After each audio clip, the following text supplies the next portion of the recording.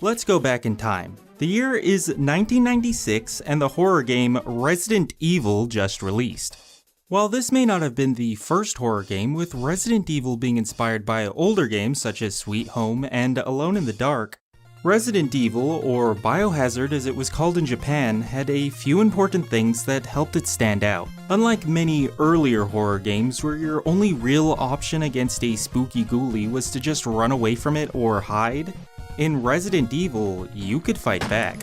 But unlike say an action game, combat wasn't the main focus, and in honesty, the player would tend to dread combat. See, in survival horror, and especially in Resident Evil, resources would tend to be scarce. Each time you have a combat encounter, you'll be forced to use some resources to deal with it, be it ammo, an item, or medicine. The main way of surviving as long as possible in these games is to partition your resources as best as you can. This means only taking a fight when you feel you have to, and when you do fight, you better make sure you are perfect with your timing and shots, or else you might lose not just a few bullets, but some health as well. It's this resource partitioning that makes survival horror, in my opinion, so scary.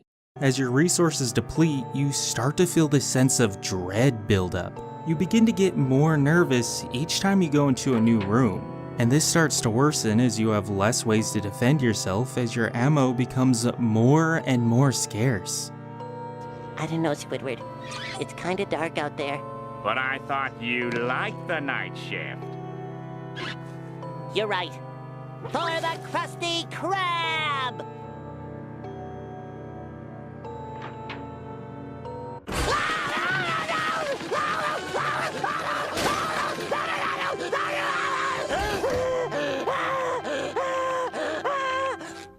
Piece of cake. I think the genius of this system is that as you lose more ammo and health, you become more scared. The more scared you get, the less likely you are to think logically, meaning you're likely to waste even more ammo on encounters, because you didn't think them through properly. In other words, if you succumb to the fear, you're certain to die. It's by dealing with and standing up to that fear that you keep a cool head and survive. It's this system, along with the claustrophobic setting and unsettling monsters, that made Resident Evil so scary, and it's thanks to Resident Evil and the games that followed in its footsteps that allowed the horror genre to truly be perfected in the video game medium.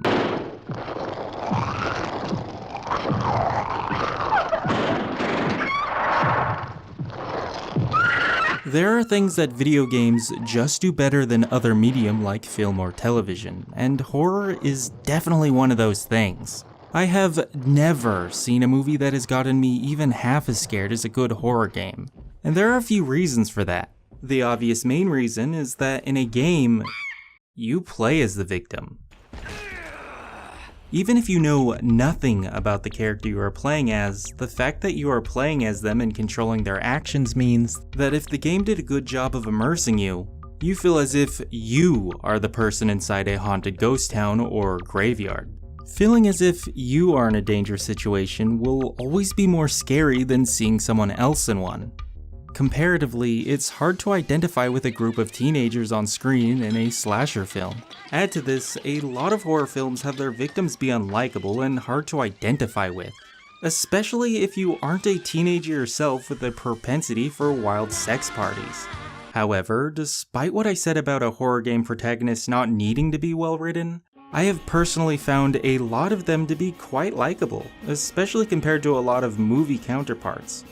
On one end, I get it. Many movie producers don't want to make their main cast too likable because if they are, it's hard to justify killing them so gruesomely. So often, movies like to make their victims stupid, horny, and irresponsible and do things that no one in their sane mind would do in the situations you see them in. But in a video game, because your death comes from your own skill, the game designer doesn't have to make a plot excuse for why you made a stupid decision that got you killed. They also don't have to make you unlikable so they can justify killing you within the first 20 minutes of starting. This is why many horror games at least try to give you an interesting, relatable, or likable character to play as. That way, you can get into the mind of your player character as you're put through situations that'll test both of you. Moving back to Resident Evil, I hope you can understand now what made it so frightening to not just me, but millions of other players. See, Resident Evil put survival horror and the wider genre of horror games in general on the map. Not only did it sell millions of copies, but it was the first game to coin the term survival horror. With the success of Resident Evil, we would begin to see a slew of new takes on the genre. Of course we'd get more Resident Evil games, but also new IPs as well, like the classic and fondly remembered Japanese series Silent Hill, a series that is famous for its use of fog to both save console processing power, but also as an innovative way to make the player feel lost and vulnerable, without having to resort to setting the game to a state of permanent nighttime, something many other horror games and movies still do. The first 3 games of the series have been lauded by many as the scariest trilogy in horror game history. But it wasn't just the Japanese making survival horror. Even the immensely popular series Doom, for some strange reason, had its awaited 3rd game be a spooky survival horror rather than the series' traditional fast run and gun style of gameplay. What is it like to be afraid? There is also the paranoia-inducing System Shock series, though there is still debate if this should be considered survival horror or not, given the game's inclusion of RPG mechanics and respawning stations. These make it so if you die, you just respawn a few feet away. I really only just scratched the surface of the success this genre has seen, but I think you get the point.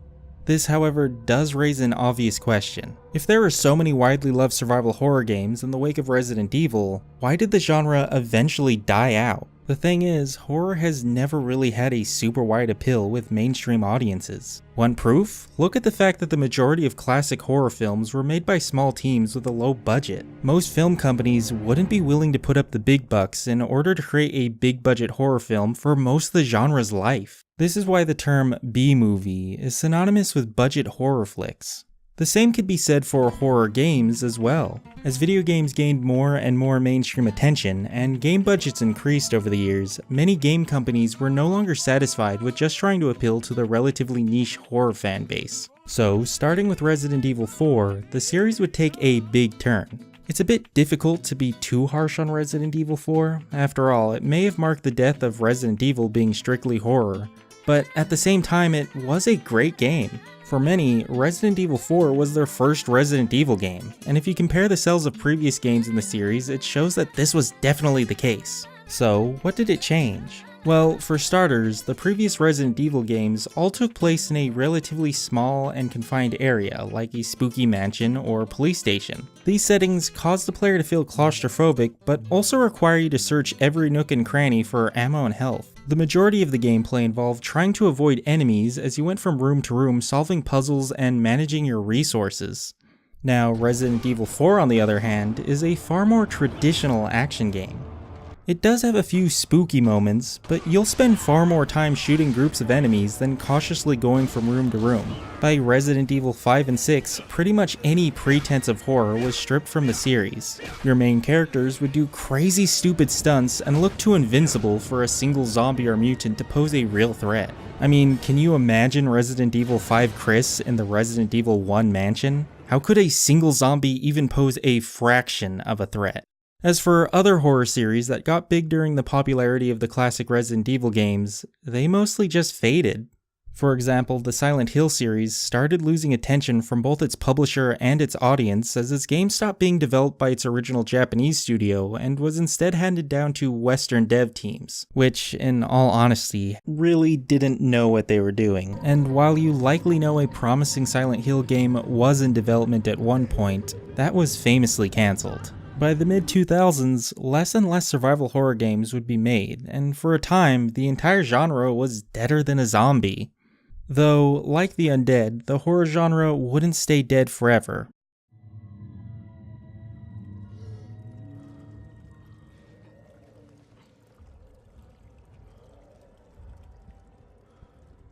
Just like with horror films, horror games would be saved by independent studios, but it wasn't exactly like before. See, not all horror is survival horror. While immensely popular games like Amnesia: The Dark Descent may be horror games, they don't have the needed elements of survival horror. As I stated before, survival horror games like Resident Evil rely on resource managing and picking your fights well. When faced with a scary situation, you go into fight or flight mode. Sometimes fighting is better than flight. However, in these new breed of horror games, you really are only able to run and hide. I feel that a lot of the gameplay around these new games involve manipulating the enemy AI, and once you understand how it works, a lot of the tension is lost. I'm not saying that none of these games are scary, but the sense of dread that you feel when you're on your last bullet isn't really replicated in these newer horror games. And while this may make me sound pretentious, what I find sad is that a lot of modern horror games during this time weren't really appreciated for their horror aspects, but instead enjoyed by viewers on Twitch and YouTube who got a joy out of seeing their favorite Let's Players scream and shout. What are you doing? Get me out of... Alright. I understand wanting to see someone get scared. It's a lot of fun seeing a friend play a game and see them jump from it. But it feels to me that for many, horror games are more about making their favorite streamer jump than it is about experiencing the horror themselves.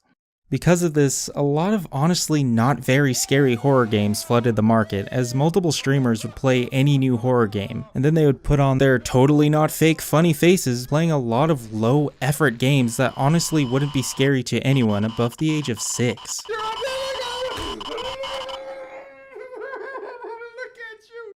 So, is that it? Survival horror is dead forever and simply not coming back? Well, I can't say for sure, but there are a few good signs. Alien Isolation and Resident Evil 7 were both big-budget survival horror games that saw critical, even if not amazing, financial success. But looking at Resident Evil 5 and 6, games that both decided to not even try to pretend that they are horror, they sold even worse than expected. But what really gives me hope is the recently released Resident Evil 2 remake, and it sold amazingly, and is honestly great. You may say it doesn't count because it's a remake, but while it does capture the fear I felt when playing the old games, and it definitely does take a lot from the original Resident Evil 2, it's quite different as well, modernizing the series while keeping what makes it so scary to begin with. Playing this game on hardcore mode, and by the way, if you're going to play this game, you should be playing it on hardcore mode, is some of the most fun I've had from a big budget single player experience in a long time, and it's definitely the most scared I've gotten from one in an even longer period of time. There is no doubt in my mind that Capcom, the game's publisher, will be working on a Resident Evil 3 remake. Actually, they probably are as we speak. It might seem foolish to try to put so much hope for the future of the genre on the success of a single game, but the success of a single game is what popularized horror in the video game medium not once, but twice. In the end, I say that while the genre is known for its dark corridors, the future of survival horror is looking bright. See ya.